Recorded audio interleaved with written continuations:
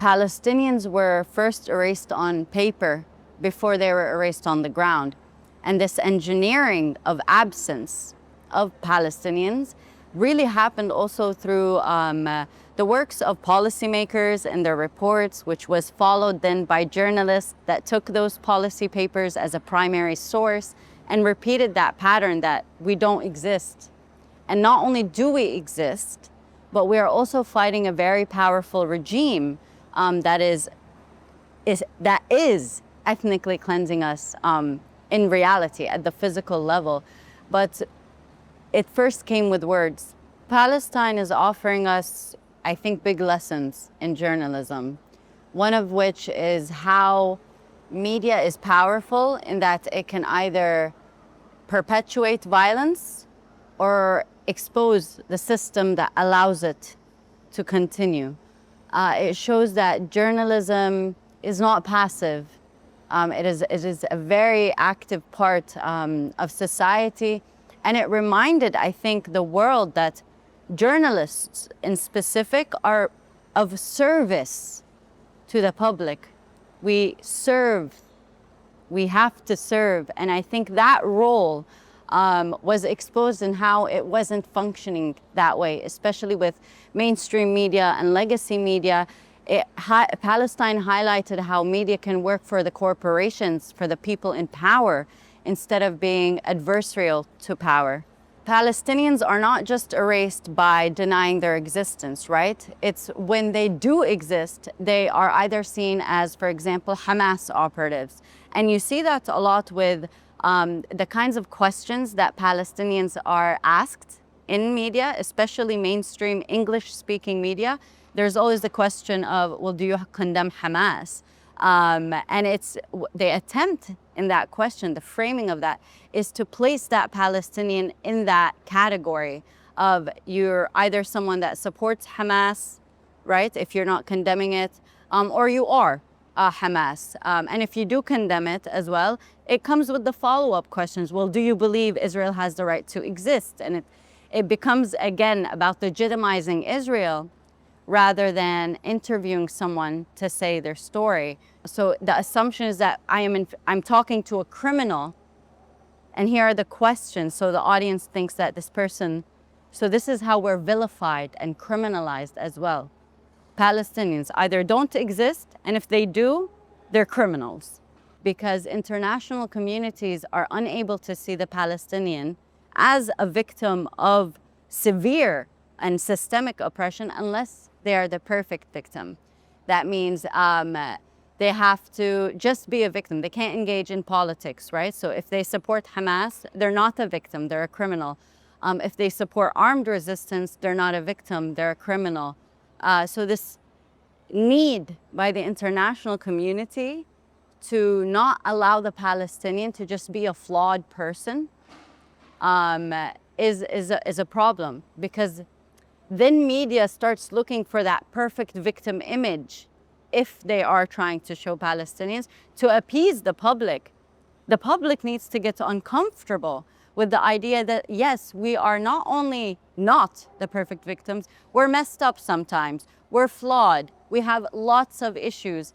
That still does not mean it is okay to colonize us. There is an issue where the starting point of reporting and the stories is often from the middle. So it's like, even, let's say you're watching a movie and you start it from the middle.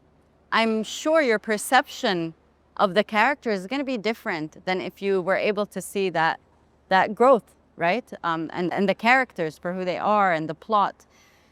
But constantly, journalists, as local as sometimes we are also at fault in this, we report on episodes, on events, October 7th as October 7th, the first Intifada as just those 3 years. There always needs to be a context, and the context most of the time is much longer than where we start, right? And that's an issue because in the heads of people, in the minds of people, that does become the starting point. October 7th is where the conversation starts, not 1948, not 1917 with the Balfour Declaration. Europe is not prepared or unwilling to have a reckoning with itself It's not willing to deal with the crimes committed against Jewish communities, which allows Israel to weaponize that. It's unable to deal with the fact that it has colonized the global South as well and paved the way for continued colonization. And it refuses to explore that history and see how it impacts its policies today. Europe kind of, after the world wars, tried to recreate an image of itself and build things like the UN institution for justice, right? And it denies that history. It's like, let's start a fresh page, but that's not how life works. We're an accumulation of many, many events and processes, and it is important to look at that.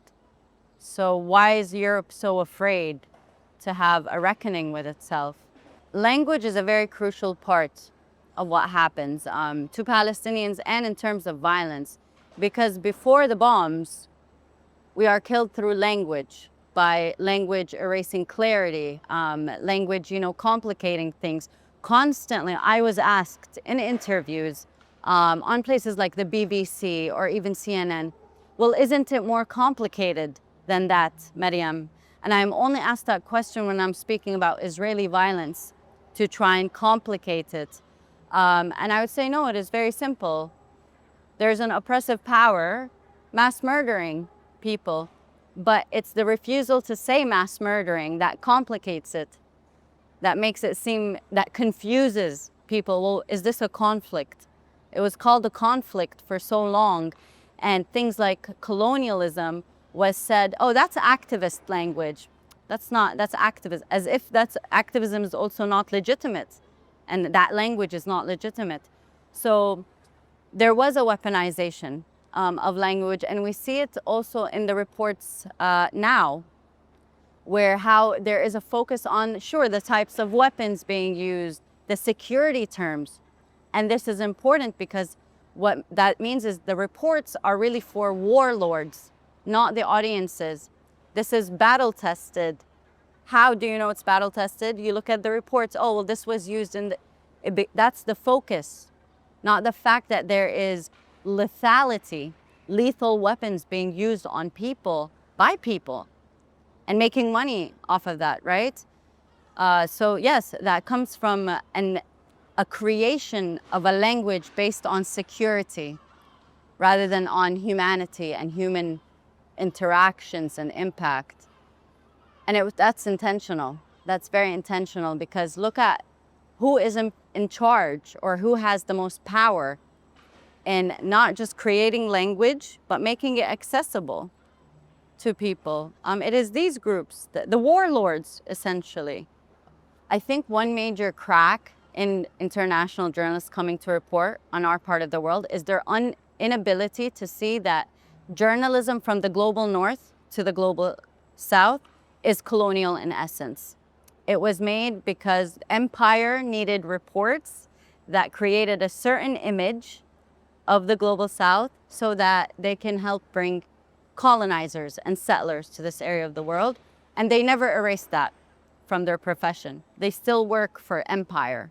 There is an inability for international journalists to realize that their language, especially if it is English, is not sufficient to explain the reality, and they refuse to adopt our language.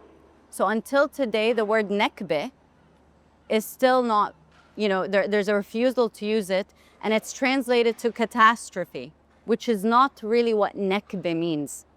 Nakba is in the details of a person's life. Nakba means your entire life is flipped inside and out. It's not just a catastrophe, it's not just a hurricane or it is a Nakba. And it also means that it's done by people to people. It's not a random word. Palestinian intellectuals worked immediately after 1948 for almost a year, just trying to find a term to explain what they just experienced in violence. And journalists refuse to adopt that. And they will continuously fail if they try to explain it in their language, especially English, which is a colonial language. If we really investigate the language used when reporting on Palestine, there are certain levers that repeat. Of those is the grammar of agency. And what that means is who gets to be reported on in the passive form. Palestinians die.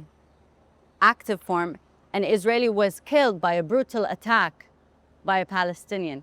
So they name not just the crime, but the perpetrator. And for us, you just die. It's like you just fall on the ground. Who killed us? Oh, but we weren't even killed. So no perpetrator, no active verb. And that's the grammar of agency. And then after the grammar of agency, you can see other levers. One of them is things like it's the arithmetic of grief. And it's nice to see the math, using the math to explain these things, because it is an equation and a calculation on us. So when you look at arithmetics of grief, is that whose life can we grieve? Why is it Palestinians become just numbers? And Israelis, even if they are active soldiers, killed in combat, become this entire personal story of a daughter and a son and what they studied and what their hobbies were. Who's calculating this? Sometimes it's not just the reporters, it is also the public that's not ready and that's unwilling to get uncomfortable. And I learned this from my editors. When I wrote, they would always tell me, Mariam, end on a happy note. Why is the ending so not hopeful? And they say, we don't want to depress our readers. And I would say, well, we're living a depressing reality. What, you want me to manufacture a different reality? So it's the public. Are you ready to get depressed and uncomfortable and realize, yes, the world kind of sucks right now?